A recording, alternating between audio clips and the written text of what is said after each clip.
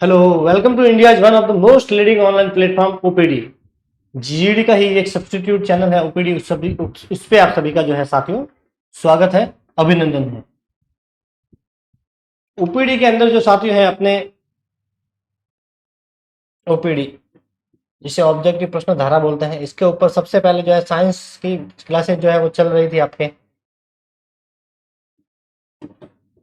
ठीक है, जो कंप्लीट भी हो गई है इंग्लिश साइंस की क्लासेस, तो ये कंप्लीट हो गई है। इसकी अब ऑब्जेक्टिव जो है क्लासेज चल रही है। इंग्लिश की क्लासेज चल रही है, देखो आपकी लगभग 5 6 7 क्लासें हैं जो आपको पूरी हो जाएगी। अब हिंदी की स्टार्ट हुई है कल से, मंडे से, ठीक है। मैथ्स की भी शुरू होने वाली है बहुत जल्द। तो अगर आपने जीजीडी में जिसने जिसने जीजीडी को साथियों सब्सक्राइब कर रखा है, वो ओपीडी को भी एक बार सब्सक्राइब कर ले, क्योंकि जीजीडी के ऊपर सर जीके की क्लास ले ही रहे हैं। दूसरे जितने भी सब्जेक्ट हैं उनकी सारी क्लासें ओपीडी के अंदर आपको रेगुलर मिल रही हैं, तो इसको भी आप एक बार सब्सक्राइब जरूर करें। 2 लाख अपने होने वाले हैं, 200K, तो जल्दी से साथियों जो है इस आंकड़े को कंप्लीट करें। दूसरी बात ये कि गर्मी ज़्यादा पड़ रही है तो आपको ध्यान रखना है, और वैसे भी गर्मी है तो कहीं आप बाहर भी नहीं जाते, तो ये पढ़ने का टाइम है। गर्मी है, बाहर वैसे ही नहीं जाते लोग, तो इसमें आपको पूरा ध्यान जो है वो पढ़ाई के ऊपर होना चाहिए। देखिए, चतुर्थ श्रेणी की बात करें तो लोग बोल सकते कि इसमें 53,000 पोस्ट है, कि अगर इसमें भी नहीं हुआ तेरा किसी में भी नहीं होगा, ठीक है। तो बोलना भी उनका भी सही है कि भाई पटवारी की वैकेंसी आती है 2,000 2200 आती है, इस बार 4,000 है, ज़्यादा है, वो भी अच्छी खासी, ठीक है। टीचर में भी आप देख लो, थर्ड ग्रेड में जैसे 20,000 आ गई तो सब्जेक्ट वाइज डिवाइड हो जाती है। सेकंड ग्रेड में 10,000 आ गई तो वो डिवाइड हो जाती है। फर्स्ट ग्रेड में भी सब्जेक्ट वाइज डिवाइड हो जाती है। इसमें 53,000 है, ये भी हालांकि डिवाइड होगी कैटेगरी के वाइज, टीएसपी नॉन टीएसपी फिर जनरल ओबीसी, इस प्रकार से इसमें भी डिवाइड हो जाएगी। लेकिन फिर भी 53,000 जो है वो एक बहुत ही बड़ी विज्ञप्ति मानी जाती है। लेकिन इसमें भी ऐसा नहीं है कि आप बिना पढ़े जाओ और इसमें भी आपका चयन हो जाए, तो ये भी इम्पॉसिबल है। कंपटीशन बहुत तगड़ा है, इसलिए अगर इसमें भी आपको चयन करना है तो पढ़ना आपको बहुत ही ज़्यादा पड़ेगा साथियों, ठीक है। डरना नहीं है, पढ़ना है, आराम से पढ़ना है। मात्रात्मक नहीं पढ़ना है कि मैंने 10 घंटे पढ़े कि 12 घंटे, गुणात्मक पढ़ना है। क्या इंपोर्टेंट है, किस प्रकार से प्रश्न बनते हैं, वो आपको ध्यान में होना जरूरी है। अलग अलग 4 5 बुक पढ़ने से अच्छा कि आप एक किताब को ही 4 या 5 बार पढ़ लीजिए, आपका चयन हो जाएगा, ठीक है। और पढ़ना आपको ही पड़ेगा। ये बोलते हैं लोग कि वो मोटिवेशन हो गया, वो आग लगाने वाला मोटिवेशन, ये कुछ भी नहीं होता है। मोटिवेशन आपके अंदर ही है, आपकी परिस्थिति है। आपके पापा जॉब पे जा रहे हैं, किस परिस्थितियों में वो जा रहे हैं, वो सब अपन देखते हैं सुबह शाम। अपने लिए वो नए कपड़े लेते हैं, नए जूते लेते हैं, लेकिन उनको आपने शॉपिंग करते हुए बहुत कम देखा होगा। वो बोल देंगे नहीं इस बार चल जाएगा, अगली बार देखेंगे, नेक्स्ट टाइम वो देखेंगे। तो वो परिस्थितियाँ होती है, वो अपने को नहीं बताएंगे, लेकिन अपने को ये चीजें घर पर देखकर समझते हैं, और इसी से अपने को मोटिवेशन मिलती है कि नहीं इस बार तो मुझे लेना है और जल्दी लेना है। बस यही होता है। तो जिसकी जितनी परिस्थिति जैसी होगी वो उसी हिसाब से पढ़ के जल्दी से जल्दी जॉब लेने की कोशिश करता है, और मिलती भी है। थोड़ा सा शार्प माइंड रखना है, आराम से धैर्य रखना है। ऐसा नहीं है कि पेपर आउट हो रहे हैं, ये सब बहाने होते हैं। अपने को सिर्फ पढ़ना है, अपने हाथ में तो है नहीं। पेपर आउट भी हो जाएगा तो क्या कर लेंगे। तो पढ़ना है, गुणात्मक पढ़ना है, थोड़ा सा जो है माइंड लगा के शार्प स्टडी करनी है। ऑब्जेक्टिव प्रश्न के ऊपर जरूर ध्यान दे साथियों, चाहे यहाँ से पढ़े, अपने को जीजीडी की जो ऐप है उससे आप ऑब्जेक्टिव टेस्ट सीरीज ले रहे हो, या किसी और से भी पढ़ रहे हो, लेकिन पढ़े जरूर। सिलेबस कंप्लीट करें पहले, फिर ऑब्जेक्टिव प्रश्न जितने ज्यादा करोगे वहीं आपके जो है प्रश्न जो गलत होते हैं कभी कभी के, महाराणा प्रताप के घोड़े का क्या नाम था, सॉरी हाथी का क्या नाम था, सीधा अपन ने कर दिया चेतक। क्यों? ये अपने प्रैक्टिस का जो है थोड़ी अभाव है। पढ़ा वो सारा है, आंसर सारा पता है, लेकिन आते हुए जो प्रश्न गलत होते ना, आपका चयन जो हार्ड प्रश्न जब अपन स्किप करते हैं वहां से अपना चयन नहीं रुकता है, अपना चयन रुकता है। जो इजी प्रश्न है उसको अपन जब नेगेटिव करते हैं तो वो अपना चयन वहां पे रुकता है। और ये कब होगा कि अपने प्रश्न जो है आता हुआ भी गलत हो गया, ये कब दूर होगी, ये परेशानी दूर होगी जब अपन ज्यादा से ज्यादा क्या करेंगे, एमसीक्यू जो है वो हल करेंगे। तो इसका साथियों सबसे बड़ा रोल रहता है। देखिए, आज एक नया चैप्टर है अपना, और आज का जो अपना चैप्टर है वो है पंचुएशन। क्या है? पंचुएशन, यानी कि विराम चिन्ह। कौन सा है? विराम चिन्ह। विराम चिन्ह मतलब प्रश्नवाचक चिन्ह, full stop, comma, semi comma, parenthesis, bracket, ये जितने भी जो चिन्ह होते हैं ये सारे होते हैं अपने पंक्चुएशन। ठीक है, पंक्चुएशन जो मार्क्स है साथियों, जिसे विराम चिन्ह बोलते हैं, क्या बोलते हैं? विराम चिन्ह। विराम चिन्ह जो है साथियों, इसमें अलग अलग प्रकार के होते हैं, कौन कौन से होते हैं वो सब अपन देखेंगे। देखिए, ये ग्रामर शब्द यहां से हटाना है। पंक्चुएशन, देखिए पंक्चुएशन जो है, पंक्चुएशन जो शब्द है साथियों, ये इसका मतलब होता है विराम। क्या होता है? विराम। पंक्चुएशन मार्क भी लिखा हुआ आ जाए, लेकिन विराम चिन्ह। ठीक है, इसमें से आपका एक प्रश्न आएगा। कितना प्रश्न आएगा? एक, या हो सकता है वो दो दे दे, इनसे ज्यादा प्रश्न इसमें से नहीं बनेगा, क्योंकि प्रश्न अपने 15 आएंगे। और चयन, कुछ लोग ये सोचते हैं कि सर साइंस को छोड़ दे 5 प्रश्न आएंगे, इंग्लिश को छोड़ दे प्रश्न प्रश्न तो आएंगे, जीके पे फोकस। तो जीके तो सबके अच्छा है, क्योंकि जीके अपन हर एग्जाम में पढ़ते हैं। तो आपको चयन करना है तो साइंस आपको नहीं छोड़नी है, इंग्लिश आपको नहीं छोड़नी है। इससे ही आपके दूसरों जो बच्चे हैं उनसे आप लीड लेंगे। ठीक है, तो देखिए पंक्चुएशन यानी कि विराम चिन्ह का बड़ा महत्व है। किसी सेंटेंस या पैसेज में बिना पंक्चुएशन मार्क का प्रयोग किए अर्थ स्पष्ट, ठीक है, अर्थ स्पष्ट नहीं होता। बिल्कुल सही बात है। कोई भी पैसेज आप पढ़ रहे हो, कोई भी सेंटेंस पढ़ रहे हो, तो बिना पंक्चुएशन मार्क के उसका जो अर्थ है वो सही नहीं होता है। एक कॉमा आपने गलत लगा दी तो अर्थ का क्या हो जाएगा? अनर्थ हो जाएगा। जैसे कैसे होगा देखिए, मैं एग्जांपल देता हूं।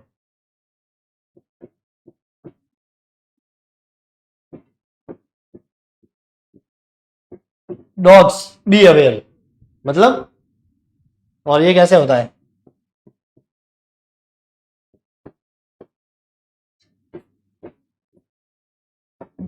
डॉग्स कॉमा बी अवेयर, तो डॉग्स के बाद में मैंने कॉमा कर दिया, इसका मतलब है कि आगे कुत्ते हैं, बी अवेयर, सावधान रहे। डॉग्स बी अवेयर, घर के बाहर ये लिखा होता है कहीं पर भी जहां कुत्ते होते हैं कि डॉग्स बी अवेयर, यानी कि कुत्ते हैं सावधान रहे। और यहाँ पे डॉग्स बी अवेयर, कुत्तों सावधान रहो। कुत्तों को बोल सकते क्या कि कुत्तों सावधान रहो।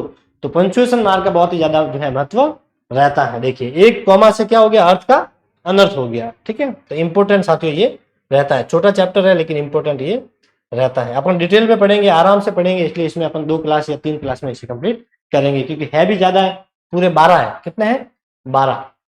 देखिए, इन चिन्हों के प्रयोग से वाक्यों को पढ़ने, बोलने और उनके अर्थ को समझने में सुविधा होती है। कोई भी वाक्य है, कोई पैसेज अपन पढ़ रहे हैं, तो उसके पढ़ने में, उसको बोलने में, उसके अर्थ को समझने में जो है अपन जो पंक्चुएशन मार्क है इसका बहुत बड़ा रोल होता है। जैसे कॉमा है, इसका मतलब अपने को वहां पे रुकना है। फुल स्टॉप आ गया मतलब वहां पे अपने को रुकना है, थोड़ा लंबी टाइम तक रुकना है। कॉमा है मतलब कम समय के लिए अपने को वहां पर रुकना है। Punctuation mark, it is a sign और मार्क, ये एक चिन्ह है या फिर एक निशान है, ये लिखित या मुद्रित चिन्ह है। चिन्ह नहीं है, ये चिन्ह है। ठीक है, used in writing to divide sentence and phrases, ये जो साइन है, ये जो चिन्ह है, इनका प्रयोग किया जाता है किसको? तो डिवाइड करने के लिए, उसको बांटने के लिए, सेंटेंस या जो फ्रेज है उसको अलग अलग करना। अब 2 सेंटेंस अपने को लिखने हैं। Ram is a good boy, Shyam is a good boy. तो Ram is a good boy अगर मैं लिखूं, Ram is a good boy, ठीक है, यहां पे आ गया अपना फुल स्टॉप, पंक्चुएशन मार्क आ गया, फुल स्टॉप। अब इसके आगे अपने को जोड़ना है दूसरा वाक्य, तो इसके आगे अपन जोड़ेंगे, यहां से क्या जोड़ेंगे? तो Shyam is a good boy, फिर वापस फुल स्टॉप आ गया। मतलब एक सेंटेंस पूरा हो गया। तो वो अपने को कैसे पता चल रहा है कि सेंटेंस पूरा हुआ? वो अपने को इस फुल स्टॉप से पता चल रहा है। तो ये वाक्यों के अर्थ को समझने में अपनी मदद करते हैं, और पढ़ने में भी अपने को पता चलेगा। Ram is a good boy, फिर रुके, फिर Shyam is a good boy, वरना Ram is a good boy, Shyam is a good boy इस प्रकार अपन नहीं पढ़ सकते। तो अगर ये फुल स्टॉप यहाँ पर नहीं होता और इसके बाद सीधा मैं लिख देता कि Shyam is a good boy, तो अपने को पता ही नहीं चलता कि ये एक सेंटेंस है या 2 सेंटेंस। ठीक है, तो पंक्चुएशन का बहुत ज्यादा बड़ा रोल होता है। कौन कौन से होते हैं? The important punctuation mark are as follow. वैसे तो कई प्रकार के होते हैं, लेकिन आपका जो प्रश्न बनेगा वो इन्हीं में से प्रश्न बनेगा। उसमें फुल स्टॉप महत्वपूर्ण है, सेमी कॉलम वैसे महत्वपूर्ण है, कॉमा, कॉलम, ठीक है, एक्सक्लेमेटरी मार्क ये कम महत्वपूर्ण, लेकिन ये भी अपन इसमें देखेंगे, ठीक है। फुल स्टॉप आपको पता है, सीधा सा पॉइंट जो पीछे लगा होता है। सेमी कॉलम में कॉमा, सॉरी कॉमा में कॉमा, सेमी कॉलम में देखिए कॉमा होगा और ऊपर एक फुल स्टॉप वाला डॉट होगा। फुल स्टॉप में डॉट होगा, कॉमा में कॉमा होगा, सेमी कॉलम मतलब फुल स्टॉप और कॉमा दोनों को मिलाकर फुल स्टॉप वाला निशान भी होगा ऊपर, और नीचे कॉमा वाला मार्क होगा, उसे बोलते हैं सेमी कॉलम।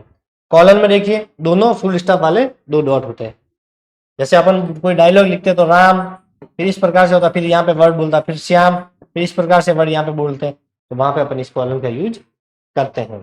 फिर क्वेश्चन मार्क आपको सबको पता है, प्रश्नवाचक चिन्ह, एक्सक्लेमेटरी चिन्ह ये इस प्रकार है, इस प्रकार से नहीं है, ठीक है। ये एक्सक्लेमेटरी चिन्ह, विस्मयादि बोधक चिन्ह। हाइफन देखिए, हाइफन इस प्रकार से होता है, ये वाला जो निशान है ये कोष्ठक उल्टा हो गया, ऐसा कर देना, ठीक है। ये बीच में जो ये जो अपन जोड़ बाकी करते हैं उसमें बाकी का जो माइनस का जो निशान होता है वही हाइफन है, ठीक है। डैश छोटा सा, हाइफन और डैश एक जैसे होते हैं थोड़ा साइज के हिसाब से।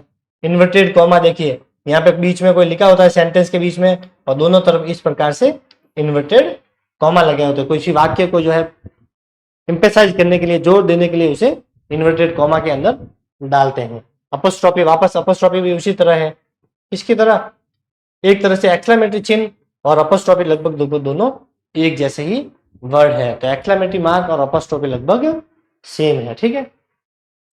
इन्वर्टेड कॉमा हो गया, ब्रैकेट्स छोटा कोष्ठक, छोटा कोष्ठक जब मैथ्स में पढ़ा था अपन, ये गलत है, इस प्रकार से हो जाएगी, ठीक है।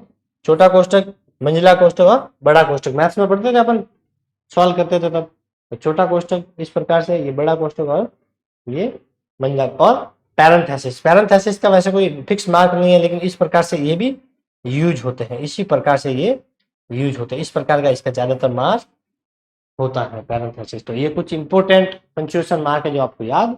अब इन चिन्हों को प्रयोग को हम एक एक करके विचार करेंगे, एक एक इनको पढ़ेंगे। आज अपन सिर्फ दो पढ़ेंगे, जिसमें फुल स्टॉप पढ़ेंगे और कॉमा पढ़ेंगे। कल लगभग इन 10 को साथ में कर लेंगे, या ज्यादा बड़ा हो गया तो फिर अपन 5-5 या 6 करके इनको डिवाइड 5-5 करके कर लेंगे 2 या 3 क्लास में, ठीक है। तो पहला है फुल स्टॉप, इंपोर्टेंट भी है, फुल स्टॉप का ज्यादा यूज होता है हर वाक्य में। कोई भी आप सेंटेंस लिख रहे हो, कोई भी पैसेज लिख रहे हो, चाहे उसमें कॉमा आ रहा है, कोष्ठक आ रहा है, एपोस्ट्रोफी आ रहा है, नहीं आ रहा है, पैरेंथेसिस यूज हो रहा है, नहीं हो रहा है, लेकिन फुल स्टॉप तो आपको देखने को मिलेगा ही मिलेगा। अब ये इतना सारा लिखा हुआ है तो इसमें भी आपको कई सारे जो है फुल स्टॉप मिल जाएंगे। देखिए ये फुल स्टॉप आ गया, यहाँ पे फुल स्टॉप, कोई भी वाक्य लिख दिया तो उसके भी अंत में फुल स्टॉप आ जाएगा। कोई पैसेज लिख रहे हो तो उसमें भी आपको ढेर सारे फुल स्टॉप देखने को मिल जाएगा। जिसका यूज ज्यादा हो रहा है तो इसका मतलब वह महत्वपूर्ण भी हो गया।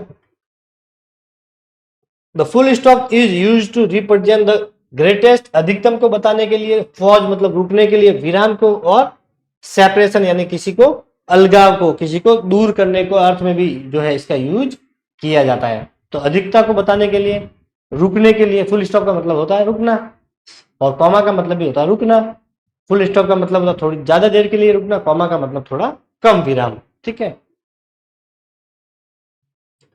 फुल स्टॉप का प्रयोग किसी सिंपल स्टेटमेंट यानी कि अफर्मेटिव और नेगेटिव, सिंपल स्टेटमेंट का मतलब होता है साधारण कथन, अफर्मेटिव और नेगेटिव। अफर्मेटिव और नेगेटिव क्या होता है, तो जो सीधा सिंपल वाक्य है, Ram is a good boy, तो ये अफर्मेटिव वाक्य है, जिसमें बिना नॉट के, जिसमें सब्जेक्ट हो और वर्ब हो, क्या हो, सब्जेक्ट हो और वर्ब हो, बिना नॉट के यूज किया जाता है, उसे अफर्मेटिव। और नेगेटिव वर्ड आ जाए, अफर्मेटिव को नेगेटिव में अपन कन्वर्ट कर सकते हैं, नेगेटिव को अफर्मेटिव में कर सकते हैं। कोई अफर्मेटिव सेंटेंस है उसे नेगेटिव में बोले तो अपन क्या लगा देंगे, नेगेटिव वर्ड लगा देंगे। वो नो हो सकता है, नॉट हो सकता है, कुछ भी हो सकता है। तो बिना नॉट के आ रहा है अफर्मेटिव, नॉट के आ रहा है तो नेगेटिव। समझ में आ गया। या इंपेरेटिव सेंटेंस, इंपेरेटिव सेंटेंस वे होते हैं जिसमें सब्जेक्ट नहीं दे रखा होता। क्या नहीं होता, सब्जेक्ट नहीं हो दे रखा होता। जैसे देखिए हेल्प मी, किसी ने बोल दिया कि मेरी मदद करो, प्लीज पोस्ट दिस लेटर, इस लेटर को पोस्ट कर दो, तो बिना सब्जेक्ट के जो यूज होते हैं उसे बोलते हैं इंपेरेटिव। ये सब अपन ने पढ़े थे, अफर्मेटिव, नेगेटिव, ट्रांसफॉर्मेशन में पढ़े थे। इंपेरेटिव सेंटेंस अपन ने पैसिव वॉइस में पढ़े थे, रिपोर्टेड स्पीच में अपन ने भी ये देखे थे, वहां पे अपन ने डिटेल में भी इसको करवाया था। देखिए Ram is a good boy, affirmative sentence हो गया ये। देखिए यहाँ पे आ गया फुल स्टॉप। देखिए ही इज नॉट इंटेलिजेंट, वह इंटेलिजेंट नहीं है, यहाँ पे आ जाएगा अपना फुल स्टॉप। तो देखिए ये नॉट आ गया, नॉट आ गया, ये हो गया अपना नेगेटिव। तो ये अफर्मेटिव, नेगेटिव और एक इंपेरेटिव का ये रहा। देखिए प्लीज हेल्प मी, तो इसमें सब्जेक्ट नहीं है, सीधा वर्ब और सीधा ऑब्जेक्ट, प्लीज हेल्प मी। ठीक है, तो ये हो गया अपना कौन सा वाक्य हो गया ये, अफर्मेटिव, नेगेटिव और इंपेरेटिव।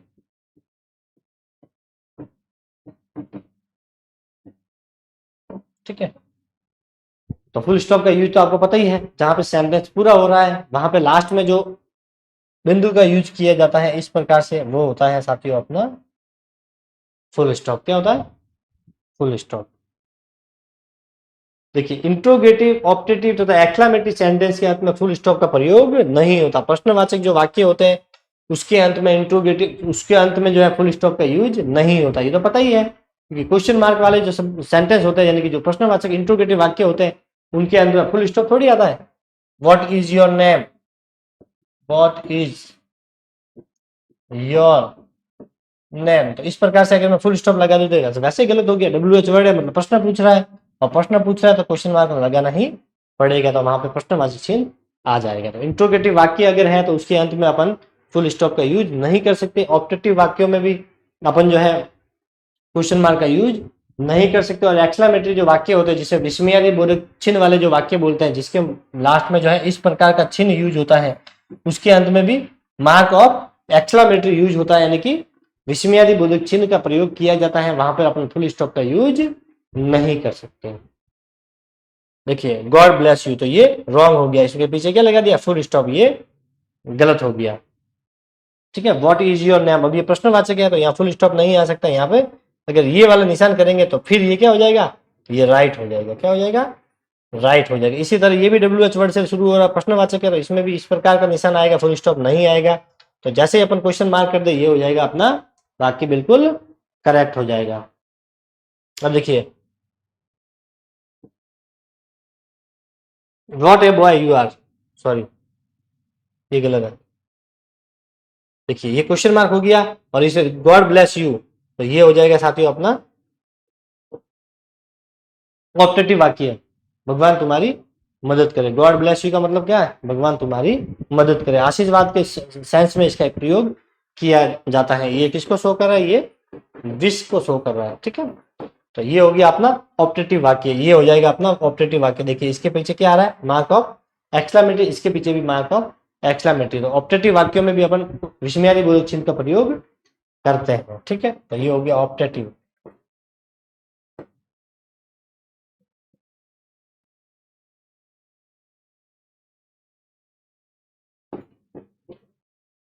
ये हो गया optative sentence,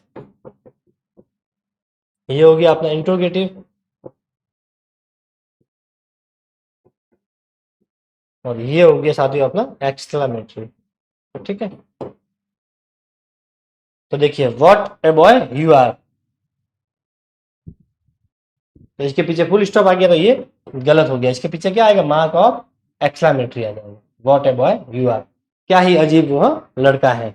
what a boy मतलब अच्छा, अच्छे के सेंस में यूज हो रहा है। व्हाट ए बॉय, क्या कमाल का वह लड़का है। तो प्रश्न नहीं पूछ रहा है what a boy you are, क्या कमाल का वो वह लड़का है, ये प्रश्न नहीं पूछ रहा है, बल्कि उसकी विशेषता को ये बता रहा है। तो ये हो गया अपना एक्सक्लेमेटरी वाक्य, ये हो गया इंट्रोगेटिव वाक्य, और ये हो गया अपना ऑप्टेटिव वाक्य। ऑप्टेटिव वाक्य और एक्सक्लेमेटरी लगभग लगभग थोड़े इक्वल होते हैं, दोनों में एक ही प्रकार के चिन्ह का प्रयोग किया जाता है। इसमें देखिए, इसमें जो है आपको सब्जेक्ट नहीं मिलेगा। क्या नहीं मिलेगा, सब्जेक्ट इसमें नहीं दे रखा हो। इसमें तो देखिए जैसे बॉय आ गया, एक सब्जेक्ट या नाउन के रूप में इसका प्रयोग अपन कर सकते हैं, लेकिन यहाँ पे आपने देखने को नहीं मिलेगा। ये माइनर सा अंतर है किसमें, ऑप्टेटिव में और इसमें एक्सक्लेमेटरी में। ठीक है, चले आगे। देखिए दूसरा यूज, फुल स्टॉप भी पढ़ रहे हैं, फुल स्टॉप के अंदर दूसरा सेकंड यूज है। ठीक है, फुल स्टॉप भी अपन पढ़ रहे हैं। तो सेकंड जो यूज है, देखिए एब्रीविएशन का मतलब क्या होता है, शॉर्ट फॉर्म, ये अपने पढ़ा हुआ है। MLA के पीछे आगे क्या आता है, NMLA। तो जैसे अपन BA करते हैं तो बैचलर ऑफ आर्ट्स होता है, फुल फॉर्म क्या होती है BA की, बैचलर ऑफ आर्ट्स। तो इसको अपन शॉर्ट में क्या लिखते हैं, BA। MBBS, MBA, सबको अपन जो शॉर्ट फॉर्म में यूज करते हैं तो वो उसे बोलते हैं एब्रिविएशन। ठीक है, किसी जब बड़ा वर्ड होता है उसे अपन शॉर्ट में करके लिख देते हैं तो उसे एब्रिविएशन बोलते हैं। शॉर्ट फॉर्म ऑफ वर्ड और फ्रेज, किसी शब्द या पदबंध यानी कि पदबंध का संक्षिप्त रूप के बाद फुल स्टॉप का प्रयोग होता है, लेकिन मॉडर्न स्टाइल, आधुनिक शैली यानी कि वर्तमान समय में इसे प्राय ओमिट यानी कि लुप्त कर दिया जाता है। ओमिट का मतलब होता है उसे हटाना, उसे रिमूव करना वहां से। तो देखिए BA इस प्रकार लिखते थे पहले, अब अपन इस प्रकार से लिखे तो भी सही है। मॉडर्न इंग्लिश में इसका प्रयोग किया जाता है।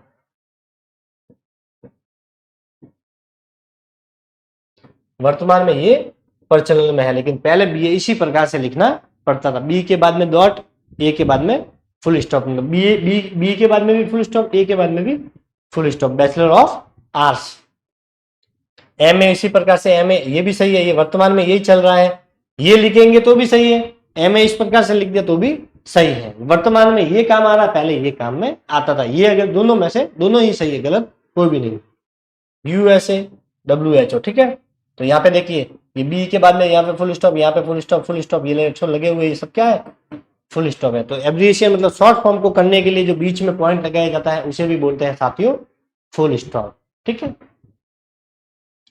कुछ एब्रिविएशन में फुल स्टॉप का प्रयोग होता है, जैसे देखिए AM,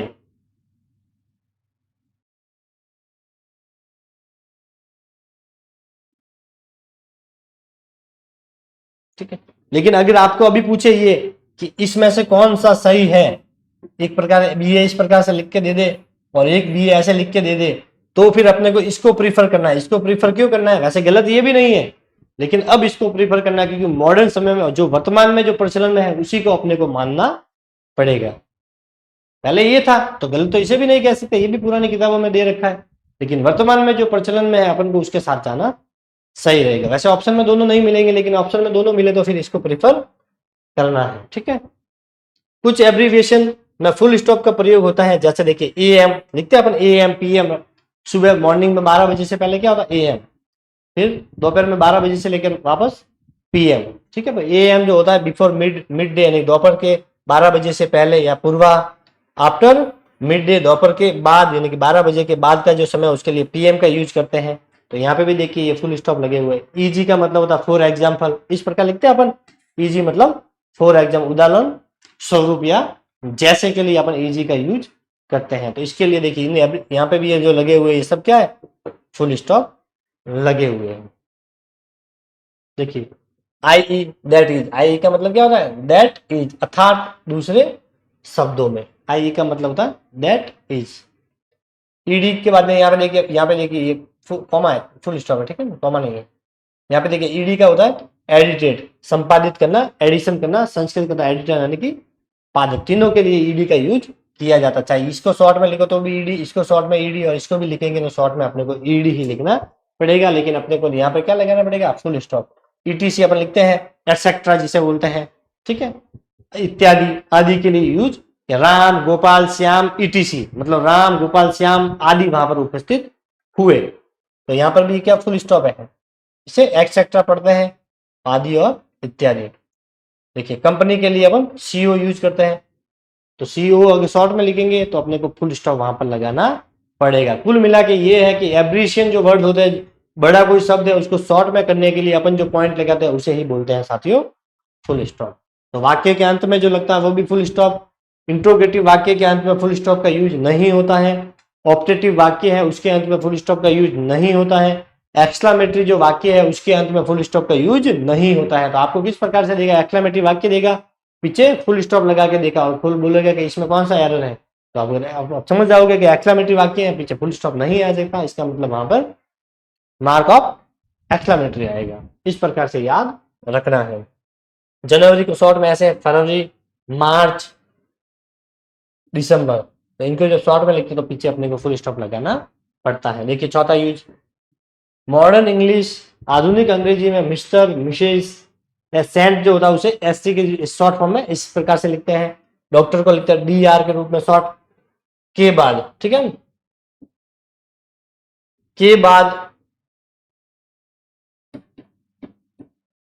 बाद फुल स्टॉप का प्रयोग नहीं होता है क्योंकि इन्हें कंप्लीट वर्ड पूर्ण शब्द में मान लिया गया है। ये इंपॉर्टेंट है साथियों। ऊपर वाले तो अपन जितने भी पढ़े उनके पीछे अपने को फुल स्टॉप लगाना पड़ा, लेकिन मिस्टर, मिशेल, सेंट को जब एस से लिखते हैं, वो डॉक्टर को डी आर करते हैं, तो डॉक्टर जब लिखते हैं ना अपन, तो डी आर के बाद में यहाँ पे डॉट आपने लगा हुआ कभी नहीं देखा होगा, ठीक है। क्यों? क्योंकि डी आर लिखते ही अपने को पता चल जाएगा कि ये डॉक्टर की बात हो रही है। एम आर लिख दिया मतलब किसी न किसी पुरुष की बात हो रही है। एम आर एस आते अपने को पता चल जाएगा कि ये किसी महिला की बात हो रही है। समझ में आ जाता है अपने को, मिस्टर है मतलब पुरुष है, तो इनके साथ में अपने को फुल स्टॉप लगाने की कोई आवश्यकता नहीं है, क्योंकि इन्हें कंप्लीट वर्ड यानी कि पूर्ण शब्द मान लिया गया है वर्तमान इंग्लिश में, मॉडर्न इंग्लिश में। पहले डॉक्टर के साथ बाद में भी अपन डॉट लगाते थे, पुराने समय में यहाँ पर डॉट यूज करते थे कि ये डॉक्टर का शॉर्ट फॉर्म है, लेकिन वर्तमान में ये तीन जो शब्द है, तीन चार जो वर्ड है आपको याद हो जाएंगे, M R, M R, S, S T और डॉक्टर। ये चार वर्ड ऐसे हैं जिनके साथ में अपने को फुल स्टॉप लगाने की कोई आवश्यकता नहीं है, क्योंकि ये अपने आप में ही पूरा अर्थ देते हैं। फर्स्ट, सेकंड, थर्ड, फोर्थ इत्यादि के बाद फुल स्टॉप का प्रयोग नहीं होता है। देखिए, राम कम्स फर्स्ट, तो इस प्रकार राम कम्स फर्स्ट, और फर्स्ट के बाद में अपने को जो है फुल स्टॉप लगाने की जरूरत नहीं है। तो फर्स्ट, सेकंड, थर्ड, फोर्थ इस प्रकार से जो लिखे हुए थे न्यूमेरिकल जो नंबर लिखे हुए थे फर्स्ट, सेकंड, थर्ड, फोर्थ, तो इसके बाद इनके बाद में अपने को यहाँ पर फुल स्टॉप लगाने की आवश्यकता नहीं है, ठीक है। यदि कोई सेंटेंस एब्रीविएशन से समाप्त होता है तो इसके अंत में एक ही फुल स्टॉप का प्रयोग होता है, दो का नहीं होता है। इंपॉर्टेंट है, देखिए, my school start at 10 AM, तो यहाँ पे देखिए 10 AM हो गया, तो यहाँ पे एक ही फुल स्टॉप आएगा। जैसे देखिए कैसे 10 AM, यहाँ पे एक फुल स्टॉप आ गया। ऐसा नहीं है कि आप ऐसे लिख दो, दो फुल स्टॉप करके लिख दो। तो इस प्रकार से अगर दो कर दिए या तीन कर दिए तो ये हो जाएगा गलत, ये हो जाएगा अपना सही, ठीक है। Remember to take some paper, comma, pen, pencil, etcetera, तो एटसेट्रा के बाद में देखिए एक ही फुल स्टॉप आएगा। अगर आपने यहाँ पे दो लगा दिए या तीन लगा दिए तो वाक्य अपना हो जाएगा गलत। आ गया समझ में यहाँ तक? अब है साथियों सेकंड, कॉमा, कौन सा है? कॉमा, फुल स्टॉप के बाद कॉमा, ये भी महत्वपूर्ण है। फुल स्टॉप इंपॉर्टेंट है, कॉमा भी महत्वपूर्ण है। The comma is used to represent the shortest pause. Shortest का मतलब होता है अल्प विराम के लिए अपन कॉमा का यूज करते हैं। पूर्ण विराम होता है फुल स्टॉप के रूप में, और अल्प विराम के रूप में अपन कॉमा का यूज करते हैं। जहां हम कम ठहरने की आवश्यकता हो, थोड़ी देर के लिए विराम करने की आवश्यकता हो, वहां कॉमा का प्रयोग करते हैं। पढ़ते भी है तो कॉमा आता है, मतलब वहां पर थोड़ा सा रुकना है अपने को। निम्नलिखित रूल्स को समझे। अगर सेंटेंस में एक ही पार्ट्स ऑफ स्पीच के कई शब्द पर कम से कम 3 शब्द होना जरूरी है, ठीक है। एक ही पार्ट्स ऑफ स्पीच मतलब नाउन, प्रोनाउन, ये जो होता है इसे पार्ट्स ऑफ स्पीच बोलते हैं, ठीक है। तो कोई भी देखिए पार्ट्स ऑफ स्पीच के जो शब्द दे रखे हैं, लेकिन शब्द होने चाहिए कम से कम 3। 3 से ज्यादा होंगे तो चल जाएंगे, लेकिन 3 से कम अगर 2 शब्द है तो ये रूल काम नहीं करेगा। एक शब्द तो वैसे नहीं करेगा, 2 के लिए यूज नहीं होगा। कम से कम 3 व्यक्तियों का, 3 वस्तु का होना जरूरी है। 3 से ज्यादा होगे तो भी चल जाएगा। अगर सेंटेंस देखिए कम से कम 3 शब्द एक के बाद एक आए तो अंतिम 2 शब्दों को एंड से जोड़कर बाकी शब्दों के बाद कॉमा का प्रयोग होता है। ये इंपॉर्टेंट है वैसे रूल। देखिए राम, मोहन, सोहन, करीम एंड जैक 5 हो गए, मतलब रूल लागू हो जाएगा। इसमें अगर 2 नाम होते तो ये नियम वहां पे लागू नहीं होता, क्योंकि 2 होता तो अपन क्या कहते, राम एंड श्याम, वहां पे फिर कॉमा नहीं आता, वहां पे सीधा एंड लगा देते अपन। 2 से ज्यादा होते ही फिर अपने को कॉमा लगाना पड़ेगा। देखिए राम के बाद कॉमा, मोहन के बाद कॉमा, सोहन के बाद कॉमा, करीम के बाद कॉमा नहीं आया, सीधा एंड जोड़ दिया और पीछे जैक। जैसे 5 नाम यूज कर रही है या 10 नामों अपन उल्लेख कर रहे हैं तो पहले सबके आगे कॉमा आएगा। जब अंतिम 2 नाम बचेंगे तो अंतिम दोनों नाम के बीच में अपने को एंड का यूज करना है। जैसे अंतिम 5 लोग थे यहाँ पे, चौथा नंबर का ये, 5वें नंबर पर जैक, तो ये अंतिम थे दोनों, तो इनके बीच में अपने को यहाँ पर कॉमा ना लगा के एंड का यूज करना है। और 5 व्यक्ति है इसलिए आर गुड स्टूडेंट, सभी अच्छे विद्यार्थी हैं। देखिए doctor Rajendra Prasad was intelligent, laborious, honest and kind. तो देखिए इंटेलिजेंट फिर कॉमा, लिबेरियस फिर कॉमा, अब अंत में ये दोनों ही बचे ऑनेस्ट और काइंड। अगर ऑनेस्ट काइंड के बाद में और कोई वर्ड यहाँ पे दिया होता ठीक है। हार्ड वर्किंग, क्या दिया हुआ, क्या होता, हार्ड वर्किंग, तो ये एंड फिर यहाँ पे नहीं आता, तो फिर ये काइंड के बाद में आता, एंड हार्ड वर्किंग, तो ये एंड यहां से हट जाता और यहां पर आ जाता। कुल मिला के ये है, जब एक से ही ज्यादा नामों का उल्लेख हो रहा है तो ये जो एंड लगेगा ये अंतिम दो नाम के बीच में लगेगा, उससे पहले जितने भी नाम है उनके बीच में एक एक कॉमा लगेगा, ठीक है। लेकिन इंपॉर्टेंट है, ये नोट इंपॉर्टेंट है, ठीक है। देखिए, एंड के बाद कॉमा का प्रयोग कभी नहीं होता है। जैसे यहाँ पे अपन ने एंड लिख दिया तो यहाँ पे अपन कॉमा नहीं लगा सकते। यहाँ पे देखिए, ये करीम और जैक के बीच में ये एंड है, एंड के बाद में यहाँ पर कॉमा का प्रयोग अपन कभी नहीं होता। कुल मिला के ये है कि एंड जो वर्ड है उसके बाद में कॉमा का प्रयोग नहीं होता, एंड के बाद में कॉमा नहीं आता, लेकिन एंड से पहले यानी कि करीम जो लिखा हुआ है यहां पर जो है अपन कॉमा का प्रयोग कर भी सकते हैं और नहीं करेंगे तो भी चल जाएगा। तो देखिए, एंड के बाद कॉमा का प्रयोग कभी नहीं होता है, लेकिन एंड के पहले कॉमा का प्रयोग हो भी सकता है, नहीं भी। एंड के बाद कॉमा नहीं आता है, एंड से पहले अपन कॉमा यूज करें तो भी सही है, नहीं करें तो भी सही है, कोई दिक्कत नहीं है। चले आगे, देखिए सेकंड यूज देख लेते हैं कॉमा का। हम पढ़ रहे हैं कॉमा, जब किसी शब्द को दोहराया जाता है, रिपीट किया जाए, तब उसके बीच में कॉमा का प्रयोग होता है। अगर कोई शब्द है जो रिपीट हो रहा है, कोई एक ही शब्द है वो 2-3 बार अगर रिपीट हो रहा है तो उनके बीच में अपने को कॉमा लगाना है, तो इजी है। देखिए, hey what are you doing, किसी को बोल रहे hey what are you doing, तुम क्या कर रहे हो, तो देखिए ये हे जो शब्द है जो 2 बार आया तो इनके बीच में अपने को यहाँ पर कॉमा का प्रयोग करना पड़ेगा।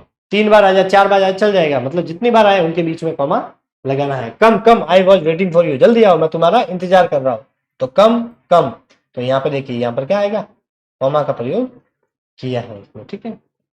2 बार आया तो इसके बीच में कॉमा लगाना है, यहाँ पर भी ये 2 बार आया तो इसमें बीच में कॉमा। अब यहाँ पे ये जो एक्सक्लेमेटरी मार्क लिखा हुआ है, ठीक है, यहाँ पे देखिए ये सेमी कॉलम लिखा हुआ है, क्या है,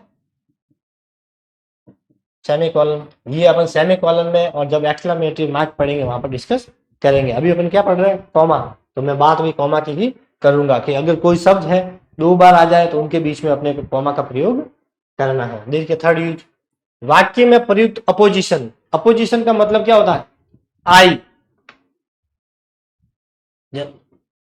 मैं अगर मैं अपने बारे में बोलूं, मैं, मतलब जैसे प्रधानमंत्री बोलेंगे क्या बोलेंगे, मैं नरेंद्र मोदी, तो आई नरेंद्र मोदी, मतलब आई यानी वो भी मैं और नरेंद्र मोदी भी वही खुद के लिए।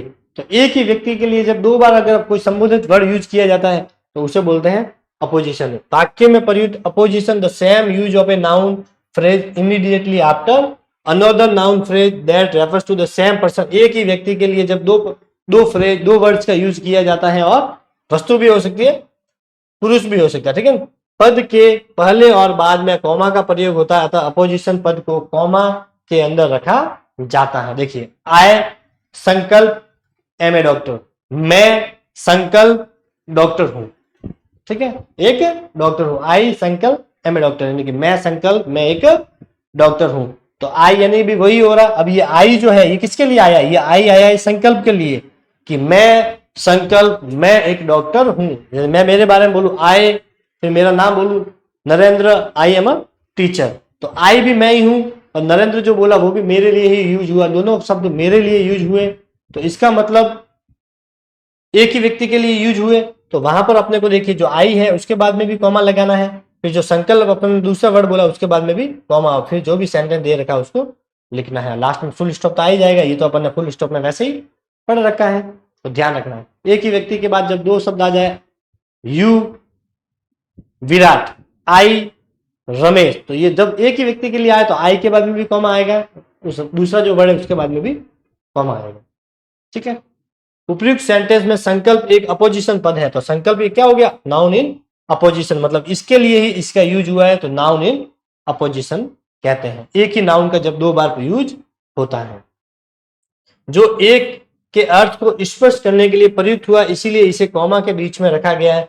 कुछ और एग्जाम्पल देखिए, और उदाहरण देखिए, Ravan the king of Lanka was killed by Ram, देखिए रावण भी वही है और किंग ऑफ लंका लंका का जो राजा है वह भी रावण है, दोनों एक ही बात है, रावण ही है वही लंका का भी राजा है। तो इन दोनों के बीच में नाउन इन अपोजिशन, यहाँ पे भी कॉमा आएगा, यहाँ पर भी कॉमा आएगा। वाज किल्ड बाय राम, जो राम के द्वारा उनका वध किया गया, मारा गया। Patna Sahib the birth palace of Guru Gobind Singh is an ancient city. Patna Sahib जो है जहां पे गुरु गोविंद सिंह जी का जन्म हुआ था वह एक पुराना शहर है, एंशियंट सिटी। ठीक है, तो देखिए पटना साहिब और कॉमा और the birth palace of Guru Gobind Singh, दोनों एक ही बात है कि पटना साहिब कौन सी जगह, जहां पे गुरु गोविंद सिंह जी का जन्म हुआ था। तो पटना साहिब बोलो या गुरु गोविंद सिंह की जन्म स्थली बोलो, दोनों एक ही है, एक ही व्यक्ति की बात है। तो यहाँ पे दोनों जगह पे कॉमा का यूज हो जाएगा। और यहाँ पे वर्ब भी फिर सिंगुलर आएगी, क्योंकि ये व्यक्ति और ये व्यक्ति एक है, ये रावण और किंग ऑफ लंका दोनों एक ही है, इसीलिए यहाँ पे सिंगुलर वर्ब का भी यूज होता है। तो सब्जेक्ट वर्ब एग्रीमेंट में करेक्शन ऑफ सेंटेंस में भी पूछ ले तो भी ये ध्यान रखना है। यहाँ पे वॉज आएगा, वर्ब नहीं आएगा, यहाँ पे इज आएगा, आर नहीं आएगा। देखिए चौथा पॉइंट, वही कॉमा पढ़ रहे हैं अपन। ठीक है, कॉमा जो नाउन और प्रोनाउन वोकेशन के संबोधन के लिए, वोकेटिव का मतलब क्या, सॉरी वोकेटिव का मतलब होता है किसी को संबोधित करना, पुकारना। ठीक है, तो संबोधित कारण में रहता है उसके बाद कॉमा का प्रयोग होता है। तो वोकेटिव जो केस है, संबोधन करने के लिए भी अपन कॉमा का प्रयोग करते हैं। देखिए एग्जांपल, सिट में आई कम आउट,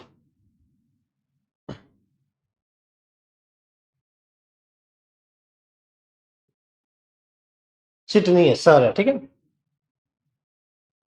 सर में आई गो आउट, सर क्या मैं बाहर जा सकता हूं। तो ये सर को क्या कर रहा है, वो संबोधित करके बोल रहा है कि सर क्या मैं बाहर जा सकता हूं। अपन माइक संचालन बोलते क्या बोलते हैं, ladies and gentleman please take your respective seat. Ladies and gentleman, आप सभी जो है अपनी सीट ग्रहण कीजिए। तो संबोधित करके पुकार रहा है, तो वहां पर भी किसका यूज होता है, कॉमा का यूज। जैसे यहां पर आया कॉमा, तो यहां पर भी क्या आएगा, कॉमा। यहां पर ये कॉमा लिखा हुआ नहीं है, लेकिन आपको लिखना है, मैं वापस लिख देता हूं, सर कॉमा मे आई गो आउट। ठीक है, तो सर के बाद में कॉमा, क्योंकि सर को संबोधित करके बोला गया कि सर क्या मैं बाहर जा सकता हूं। लेडीज एंड जेंटलमैन, तो सबको संबोधित किया है, पुकारा है कि आप अपनी सीट ग्रहण कीजिए। तो लेडीज एंड जेंटलमैन के बाद में यहां पर अपने को कॉमा का यूज करना पड़ेगा। आ गया समझ में, लेकिन जहां पे वर्ड खत्म होगा वहां पे फुल स्टॉप भी आ सकता है, जैसा वर्ड होगा उसके हिसाब से वहां पर आ जाएगा। ठीक है, देखिए जब ऐसे नाउन या प्रोनाउन वाक्य के अंत में आते हैं तब कॉमा का प्रयोग ठीक इनके पहले होता है, बाद में नहीं। देखिए ये वाला जो है उसी का ही ये पार्ट है कि जब नाउन और प्रोनाउन वाक्य के अंत में आ रहा है, अगर नाउन जो है संज्ञा, कोई भी संज्ञा है, यानी कि कोई भी नाम दे रखा है, कोई प्रोनाउन यानी कि कोई सर्वनाम दे रखा है। ठीक है, जब नाउन और सर्वनाम वाक्य के अंत में दे रखा है तो कॉमा भी कहां आएगी, जो अंत में जो नाम है उसके जस्ट पहले आ जाएगी। देखिए कम इन अनवर, तो ये अनवर क्या है, नाउन, तो कॉमा भी कहां आएगा, ये जो अनवर नाउन है इसके जस्ट पहले। मे आई कम इन सर, ये सर भी नाउन है तो इसके जस्ट पहले यहाँ पर कॉमा। मोहन नाउन है तो इसके जस्ट पहले, सीता नाउन है तो इसके जस्ट पहले यहाँ पर कॉमा है। ये भी अपने को ध्यान रखना है कि अगर नाउन दे रखा, प्रोनाउन दे रखा है, कहां पर दे रखा, वाक्य के सबसे अंत में कोई नाउन है, कोई प्रोनाउन, प्रोनाउन का मतलब है ही, सी, इट, दे, यू, आई, ये सब प्रोनाउन है। तो ये अगर नाउन या प्रोनाउन वाक्य के अंत में दे रखे हैं तो उस नाउन या उस प्रोनाउन के जस्ट पहले अपने को क्या लगाना है, कॉमा लगाना है। क्या लगाना है, कॉमा लगाना है। चौथा पॉइंट हो गया। एक पांचवा पॉइंट यहाँ पर और लिख सकते हैं आप,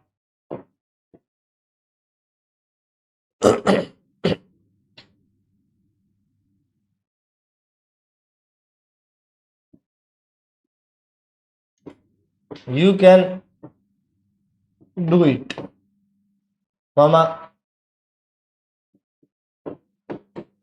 कांट,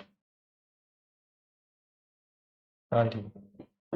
देखिए टैग क्वेश्चन जो होता है, क्या होता है, कौन सा क्वेश्चन होता है, टैग क्वेश्चन, आपने पढ़े होंगे। क्वेश्चन टैग इस प्रकार से जब लिखा जाता है, इसी वाक्य को जब अपन लिखेंगे क्वेश्चन टैग में तो कांट यू कर देंगे। ठीक है, तो जब क्वेश्चन टैग अपन बनाते हैं तो उसमें देखिए आपको जहां पे ये प्रश्न लिखा हुआ है यहाँ पे खत्म हुआ, यहाँ पे अपन ने इसको टैग बना दिया, तो टैग बनाने से पहले जहां वाक्य खत्म हो रहा है यहाँ पर भी अपने को क्या लगाना पड़ेगा, कॉमा का यूज करना पड़ेगा। ठीक है, ही इज गोइंग, जैसे यहाँ पे मैं लिख दूं ही इज गोइंग, यहाँ कॉमा आ जाएगा, यहाँ पे हो जाएगा इजंट ही, ठीक है। तो देखिए यहाँ पर कॉमा, तो टैग क्वेश्चन हो गया तो उसमें भी बीच में जो है कॉमा का यूज किया जाता है। तो क्वेश्चन टैग वाला भी आपको पॉइंट याद रखना है, ठीक है।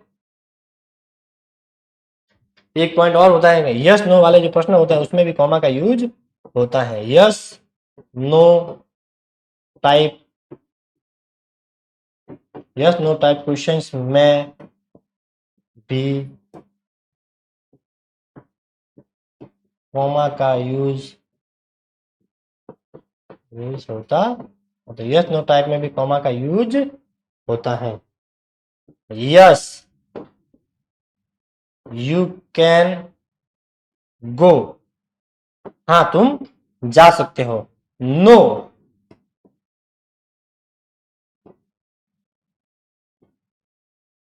यू कांट गो, तुम नहीं जा सकते। तो देखिए जहां पे यस लगा हुआ है, जहां पे नो लगा हुआ है, इसके बाद में भी अपने को यहाँ पर कॉमा का प्रयोग करना है। तो यस नो वाले जो प्रश्न होते हैं उसमें भी जहां यस का प्रयोग हुआ है, जहां नो का प्रयोग हुआ है, उसके जस्ट बाद में भी अपने को कॉमा का प्रयोग करना होता है। ये इंपॉर्टेंट बात दो और है जो आप याद रख सकते हैं। ये थी साथियों आज की अपनी क्लास पंक्चुएशन की पार्ट फर्स्ट। कल अपन देखेंगे जो बचे हुए जो पंक्चुएशन मार्क है वो देखेंगे। तब तक के लिए all the best, thank you, have a good day.